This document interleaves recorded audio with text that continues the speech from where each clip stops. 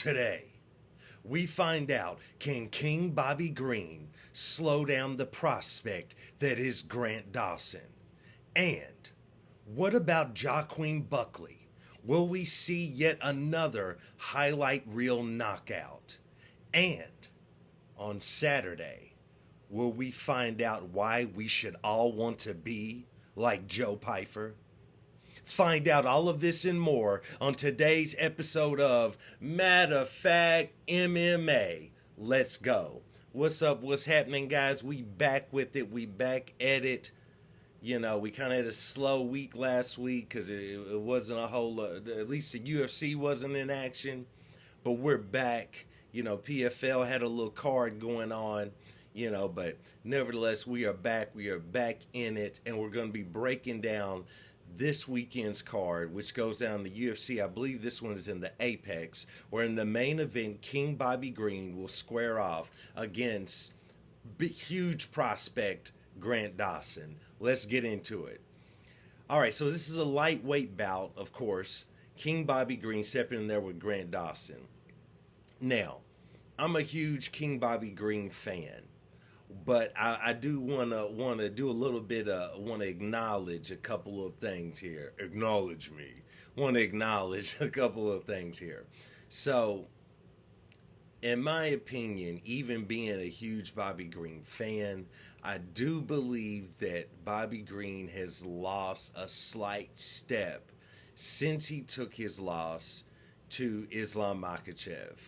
I believe he might have lost a slight step. I believe that the Makhachev loss and the Drew Dober loss, since then I haven't quite seen the same Bobby Green. Yes, he's still extremely technical. Yes, he's still a savage. Yes, he still has a chin, but he might be a half a step slower.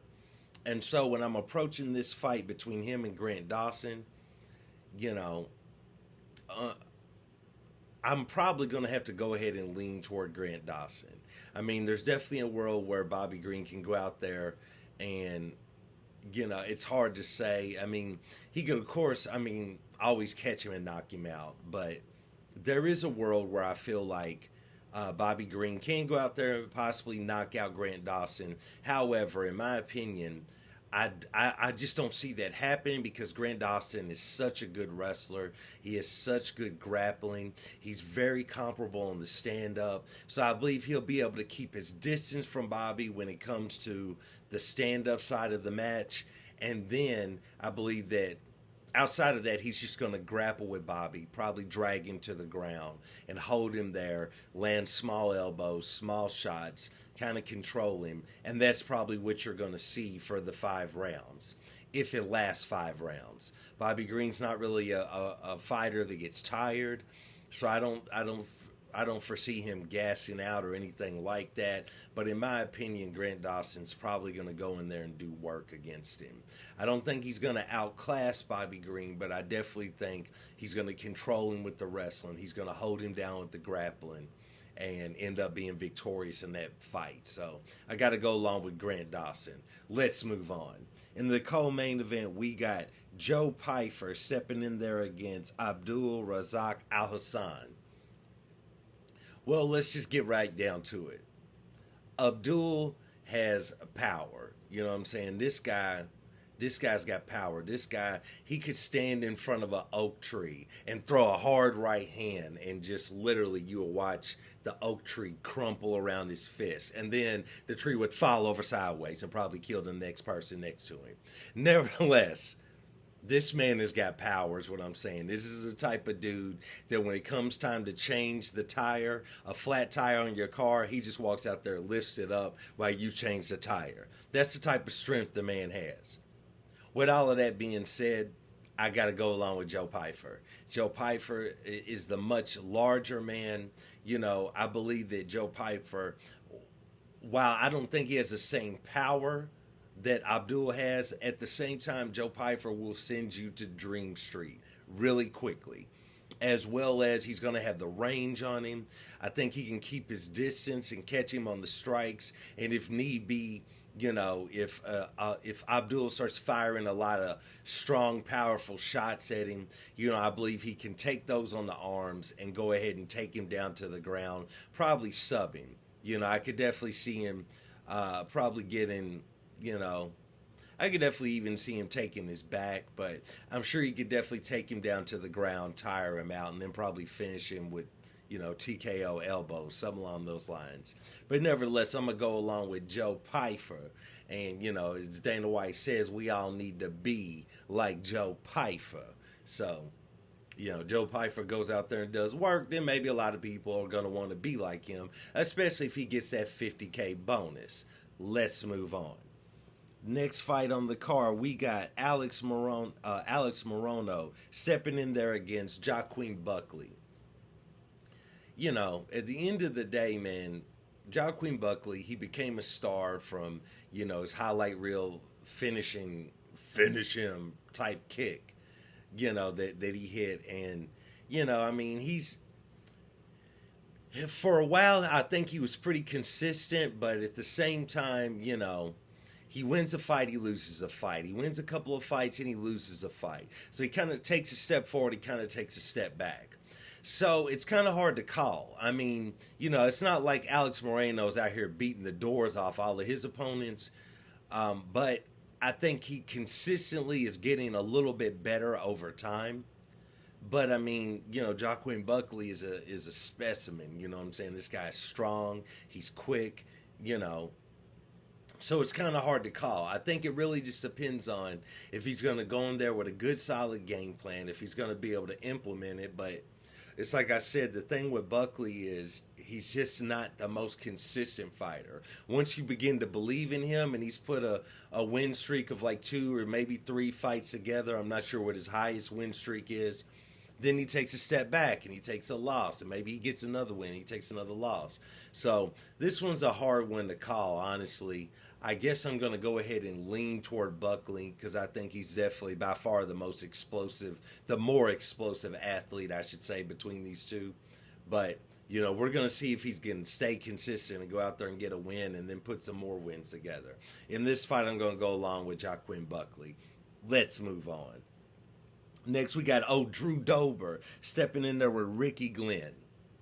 I got Drew Dober. That's just what that is. Drew Dober. I just changed him into a whole other person. Drew Dober goes in there. He's got that, he got that Batman animated series chin, you know what I'm saying? He got that square jaw. I definitely see Drew Dober going in there and doing work, so I'm going to pick him. Next, we got Felipe Lin stepping in there with Ion Cutelaba. Ion Cutelaba is another guy that he just doesn't stay consistent. Now I know he's been doing really good here lately, and he's put together a couple wins, but he's just not a guy that stays consistent.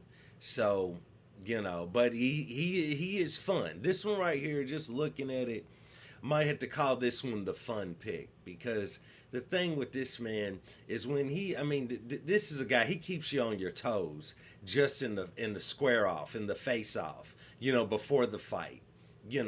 This guy, you never know if he's going to scream, if he's going to come out with green face paint on, you ain't got no idea what this man to do, the guy gets all in your face and, then, let's not forget the infamous, he faked like he was rocked in a fight, which fooled the ref, and the referee called the fight, but he was really faking, trying to lure his opponent in.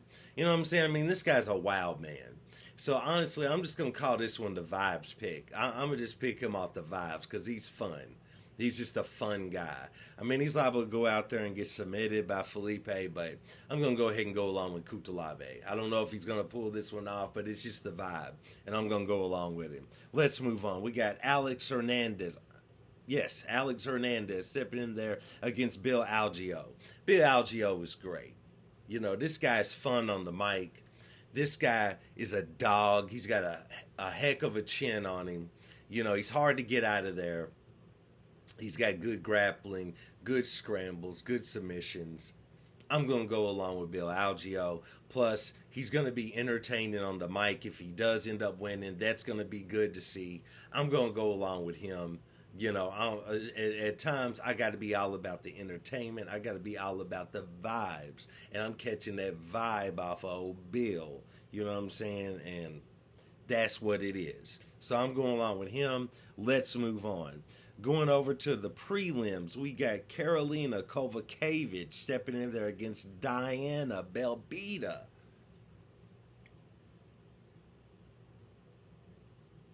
I don't know. I mean, you know what I'm saying? What you want me to do? I mean, when you're looking at it, I mean, Carolina has been on the streak here lately. It was looking like she was about to retire any day now, like any hour now. Like it was kind of like whoever her matchmaker is. Every time he signed her to a fight, his hand was shaking. Like when he was printing out that contract, he was shaking when he pressed that print button because he was like, "Bro, I don't know if she gonna make it through the training camp. I don't know, she might retire any day now, any minute now." After those fights were signed, he was worried. You know what I'm talking about? He didn't know when he was going to get that call, get that text from Carolina. It's like, yo, we had a good run, but I ain't got nothing left in me. You know what I'm saying? But, girl got her mind right. She's bounced back. Her striking is looking on point again. Her grappling is looking on point. She's got her confidence back. So, and she's on a little win streak as well, so you would probably lean toward her. However, she is a little bit older in the sport, so to speak. She still does have a lot of miles on her, and just looking at it, at some point, the bottom's got to fall out. You know what I'm talking about?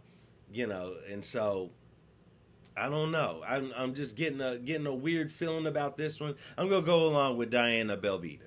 I'm just going to go ahead and go along with her. It's just a feeling that I got that Carolina might have gone as far as she's going to go, at least in this win streak. So we're going to see. I'm not saying that Belbita is a world beater or anything like that, but it's just a vibe I'm getting. I have a feeling that she's going to be able to go out there and pull this one off. She recently got that win over Vanessa, so I just have a feeling that she's going to string together another win over Carolina. So we'll see how it all plays out, but I'm going to go along with her. I'm not going to cover all of these fights, just going to get into a few more. I'm interested in seeing Chris Gutierrez against Montel Jackson. I'm not really going to make a call on that, but I'm just interested to see it. It's going to be interesting to see if Chris Gutierrez can go out there and capitalize with those strong, devastating leg kicks. This dude, you don't even need, if you know Chris Gutierrez, he lives in your neighborhood, you don't even need a chainsaw. You need a tree cut down, have this man come over, throw a few leg kicks, bam, bam, bam, tree done fell, everybody's happy. We ain't even got to buy a chainsaw. That's the type of power he packs in his leg kicks. Montel Jackson has a slender frame, kind of skinny legs, I don't know, but Montel comes out there, I believe he's going to have the reach and the range on Chris Gutierrez, so he might go out there and do work as well. So I'm interested in seeing that fight, seeing if Chris Gutierrez can bounce back from his loss. So just overall going to be interesting to see.